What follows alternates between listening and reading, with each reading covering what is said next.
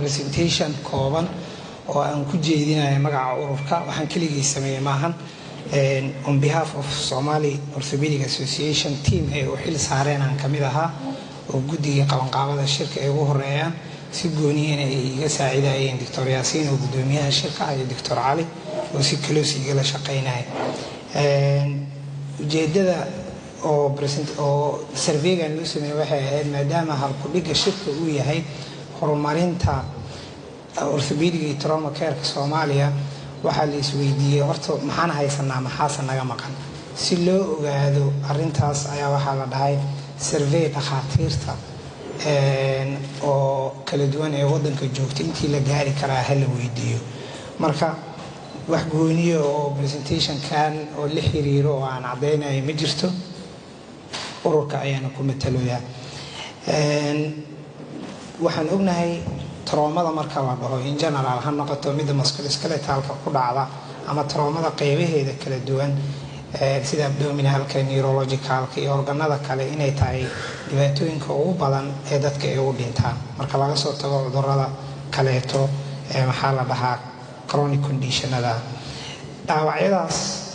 qayb badan oo kamid ah waxay saameeyaan lafaha iyo musculoskeletal systemka qaybihiisa kala duwan waxayna sababaan dhimasho lagu qiyaaso ku dhawaad 5 milyan sanad walba dhimashadaasna badankeeda 5 milyan waxay ka dhacdaa wadamada soo koraya ee Soomaaliya kamid tahay ama wadamada loo yaqaan low income countries-ka Soomaaliya waxaan naqaanaa Soomaaliya waxaan ognahay inay resources-ka dhinacyo badan limitations ka jiraan alxamdulillah sida Dr. Xasan uu sheegay bilaa wax fiican waa haysanaa laakiin wali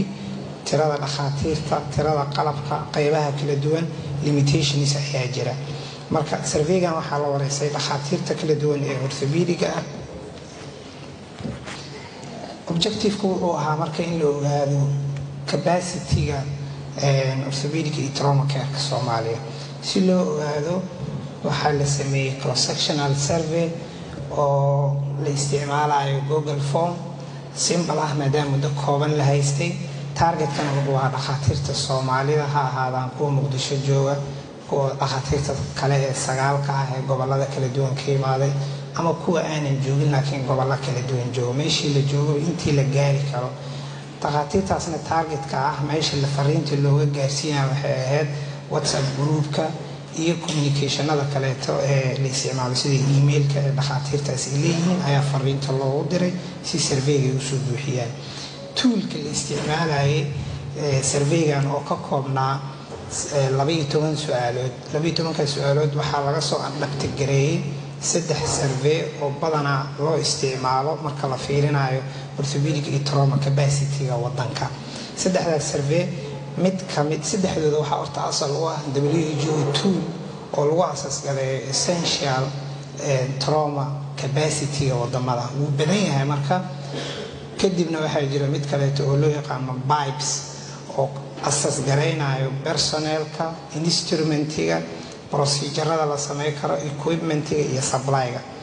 kadibna waxaa jiro 2024-2023 study la sameeyay oo soo koobayso expert groups intay isku tageen ee waxay fiiriyeen wadamada hore u maray wadamada dhexdhexaadka ah wadamada soo koraya capacity-gooda ayaa waxaa la wareysay in ka badan 100 dhakhtar saarigaas qayban ka aha waxa la fiiriyay marka maxaa muhiim ah si trauma capacity-ga wadan loo fiiriyo waxa lagu soo gabagabeeyay 71 itemadaas qaarkood marka waxay ka hadlayaan waxyaabo study-gan relevant u ah waxaan ka soo qaadanay marka 12 su'aalood 12 su'aaloodna waxay ku saabsanaayeen personnel-ka procedure-rada la sameey karo infrastructure-ka equipment-iga iyo maxaa caqabada iyo xalal lahaaya ay ku saabsanaayeen okay survey-gi marka waxa guruubyada iyo dadka la rabay in uu gaaro ay ahayd ku dhawaad 52 dhakhtar laakiin mar walba oo survey la sameynayo study la sameynayo response rate 100% maaha response rate-keena taqriiban wuxuu ahaa 54% which is fair marka la fiiriyo meesha aan haysano way fiicneed in 80-70 aan gaarno si reliability daatada ay usii fiicnaato. marka 21 dhakhtar ayaa survey ka qayb galeen. dhakhaatiirtaasna waxaa la fiirinayay su'aalaha la weydiinayay 5 su'aal oo basic ah ku jirtay. meeqa sana practice gareynaysaa, intee ka shaqaysaa magaaladee, maxaa la dhahaa isbitaalka kaliya maata ama dhakhaatiir kale kula joogaan aan soo su'aalahaas basic ah markii la fiiriyay dhakhaatiirtaas waxay u badnaayeen 3 ilaa 10 sano experience inay u dhaxayso. ilaa 2 dhakhtar oo waxay jirtay 2 sano ka yar shaqaynayay, qaar badan oo kamidana waxay shaqaynayeen 3 ilaa 10. hal dhakhtarna wuxuu sheegay inuu 10 sano ka badan shaqaynayo. sida la qiyaasi karo dhakhaatiirta badankooda oo 21 aha 17 kamida magaalada Muqdisho joogaan. gobolada dhakhaatiir intaas ka badan way joogtaa, laakiin gaaritaankii fariinta iyo responsigii oo yaraa daraadeed waxaa xusid mudan dhakhaatiirta qayb badan oo kamida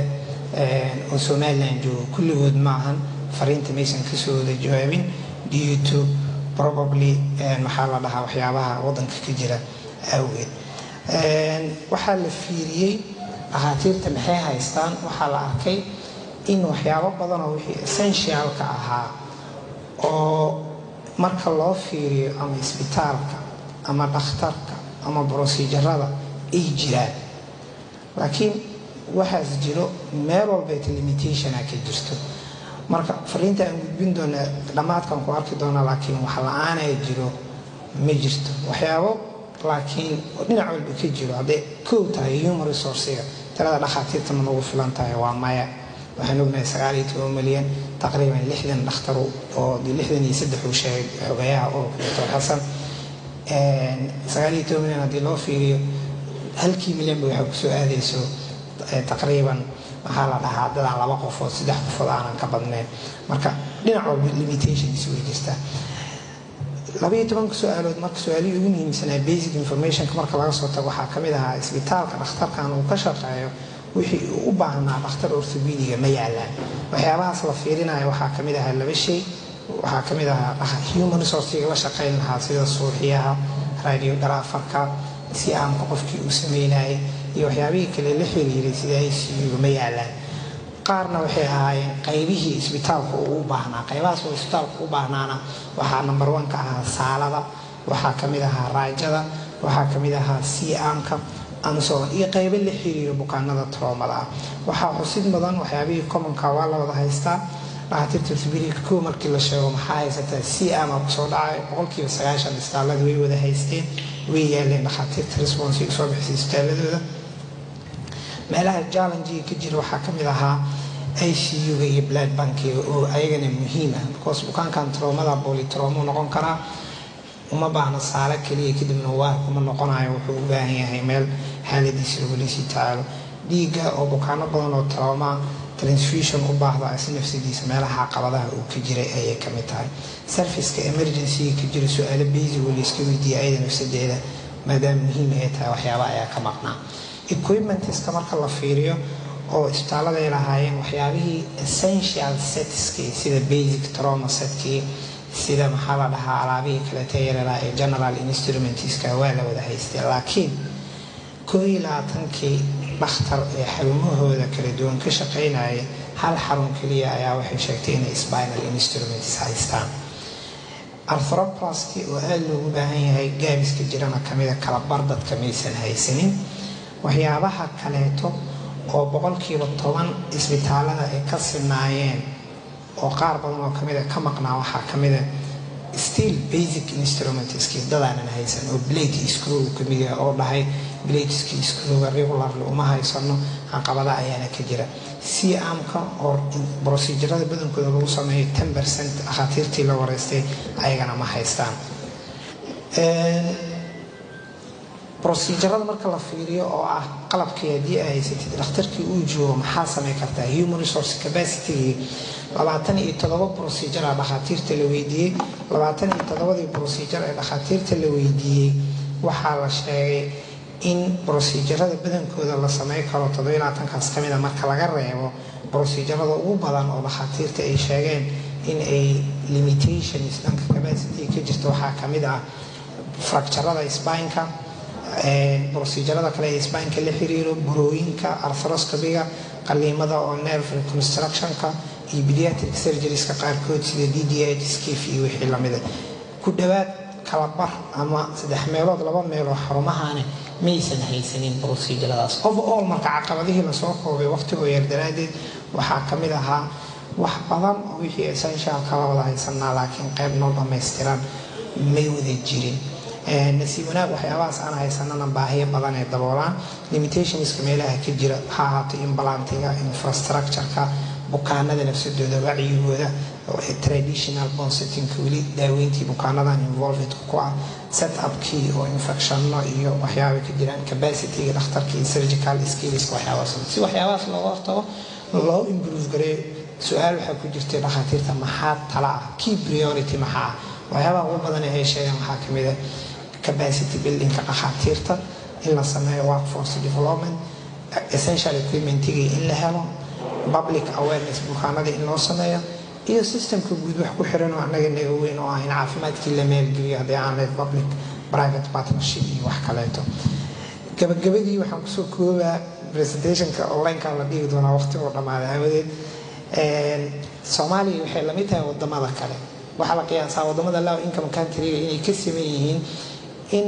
halkii milyan oo qofood 2-3 dhakhtar wax ka yar ay u adeegaan tiradeena haddii la fiiriyo resultiga noo soo baxdana waa sidaas oo kaleeto conclusion-kana waxa waaye capacity limitations dhowr ay ka jirto limitationskaas si looga baxana talooyinka dhakhaatiirta ay soo jeediyeen ha ahaato workforce development investment public awareness oo qaybo badan oo kamid ah dhakhaatiirta ee wadaan qaybo badanna ganacsatada ee wadaan in la mideeyo dadaaladaas si challengeskaas looga gudbaado maasantiin